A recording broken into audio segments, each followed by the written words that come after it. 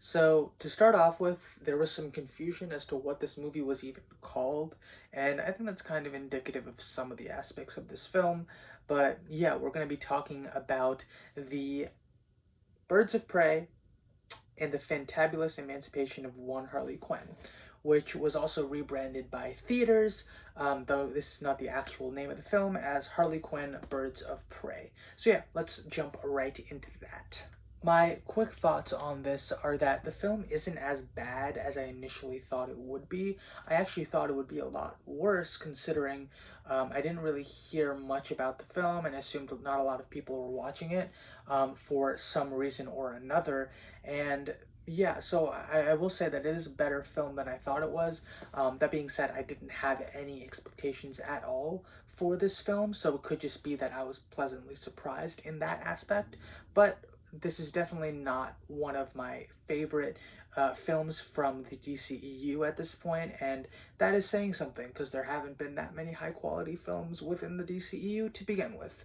So, yeah, that is definitely something of note. Regarding what I liked about this movie, I definitely think that the portrayal of Harley Quinn by Margot Robbie was definitely really, really amazing. And same thing with Cassandra Cain, who was the little girl that was pretty much tagging along for the ride and one of the main characters for this film as well. I think both of their dynamic was also very well done. So I think that was definitely a great aspect for the film in its favor. The other thing is also the plot line in general. I think it was fine, and I think it worked for what it was. It was a good enough plot to move the movie forward and be interesting enough to engage an audience. I think specifically with that, the narration of Harley Quinn and the way that the story is kind of formatted throughout was very, very well done. So props to whoever decided to do that as well. Now, let's talk about exactly what this film was lacking. There are a couple things to talk about here. I will say that the two characters that needed to be a lot more present in this film were Black Canary as well as Huntress. I think that, I mean, of course, Black Canary was in more of the film than Huntress was, but I think regardless, there wasn't enough backstory for either of those characters for the audience to actually be emotionally attached to either of them.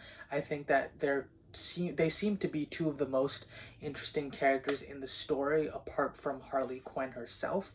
So the fact that they didn't have as much of a backstory very much present in this story overall, it was very much noticeable, and it made it seem kind of lackluster in the end because even though those two characters, I would say, based off of the little bit of snippets that we saw or heard from their backstory, seemed to be the most interesting, apart from Harley Quinn herself, and yet they weren't really featured as prominently in the entire film. And again, because of that lack of development in those characters, we didn't really have a reason to really be attached to them when different things happened throughout their arc and how they grew and things like that. Especially with Huntress, I think that her return or her emergence throughout the story, especially before her introduction, was so minimal that it seemed very difficult to be attached to her when we did get those 2 or 3 moments where we got a little bit more about her backstory and maybe 1 or 2 moments of actual development from where she was at the start to at the end. It just wasn't enough of her in the film to actually be okay and be happy with the development of that character. On the other side of things, I think there was very clearly a character of this Birds of Prey team that was the most lackluster, and that was, I believe, Renee Montoya is her name. She was the cop throughout the film. I think she just kind of existed throughout the whole thing, and she just didn't do anything of note in my personal opinion. I think that she's the least interesting of all the characters, and that could also be because she's probably one of the most normal especially in the world of Batman, right? This is in the DCEU, so all the other characters have such tragic backstories and are much more intertwined to a lot of the things, especially based off of what we heard throughout the film about the little snippets about Huntress and Black Canary, as well as the backstory of Harley Quinn, which a lot of us would have already known at the start of the film. Hearing Montoya's story just wasn't as intriguing and didn't really pull me in personally. And I think that a lot of people would probably also agree that that was something that was very much lacking throughout the film. I also didn't understand her jump to vigilanteism at the end of the film. It just didn't seem to fit with the character. It seemed like a very out of left field thing to add to her, and maybe it makes more sense with what her character is in the comics. I really don't know that much about this character to be able to comment on that. I will say again that if this character just wasn't in the film, I don't think there would be anything lacking in the film overall.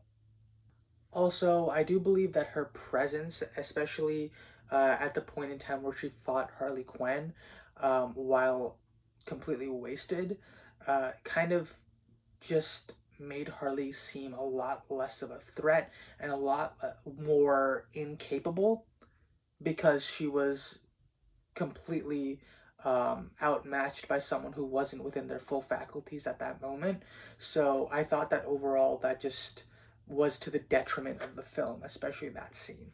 The last thing I will say is that with Black Mask, who was the main antagonist for the film, I do think that he fit in fine with the rest of the story. He fulfilled the role of being a villain, but we didn't get any type of real motivation for his character, and I think that was kind of very sad, especially in this day and age, to have a villain without a clear motivation or reasoning behind them.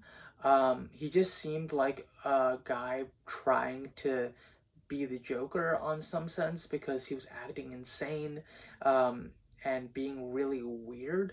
And beyond that, I just didn't really see what he was trying to do throughout this entire film.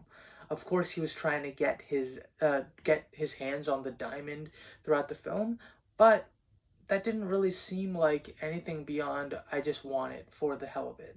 As an actual character that you care about, it just didn't work. In the age where we have villains like Thanos and Loki in the MCU, it's just all the more noticeable when something like this happens and you clearly don't take the time to flesh out what a villain actually is looking to do. So, why did I watch this film, right? You might be wondering that because it's been several months since this film actually came out. And if you saw my Suicide Squad trailer video, that's pretty much why I ended up watching it. So, was there anything relating to Suicide Squad in this film? No. If you want to watch the next Suicide Squad film, you don't have to see this film. And that's pretty much all I have to say on that. I will say that the film got me more excited to see what Harley's journey holds next, but I really don't have any interest in seeing what happens with any of the other characters after this film because they're just not as interesting as I would have hoped, and they didn't pull me in to see where they're going next in their journey. The thing with Suicide Squad, though, is that all the members are imprisoned, right? So my question is, how exactly does Harley rejoin the Suicide Squad for the next film? Or does that take place at a different point in the timeline? Who knows? I'm not really so sure about that. So we'll have to wait and see, especially because she seems to be off with Cassandra now and they're doing their own thing. So clearly she has to end up in prison at some point again. So that's going to also be my one question in terms of how they're going to make that jump for the next film. So yeah, I thought the film was fine. It was enjoyable enough, but not at all worth a movie ticket. I'm glad I was able to watch this on a flight as opposed to watching it in theaters, just because I would probably never be willing to pay the $15 to watch a film in theaters if it's this film. So if you happen to be able to watch this on a flight or just at home at some point, maybe do it to fill up an hour and a half, 2 hour chunk of time, however long this film is, and that's about it. You're probably not going to think about it after that. So yeah, that's all I have to say for this film.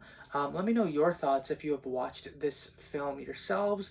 And yeah, I'll catch you guys in the next video. If you want to hear about my Suicide Squad official trailer thoughts for the new movie that's coming out, I do have a video on that. And if you want to see more like this that I have on my channel, you can definitely subscribe to see more from me.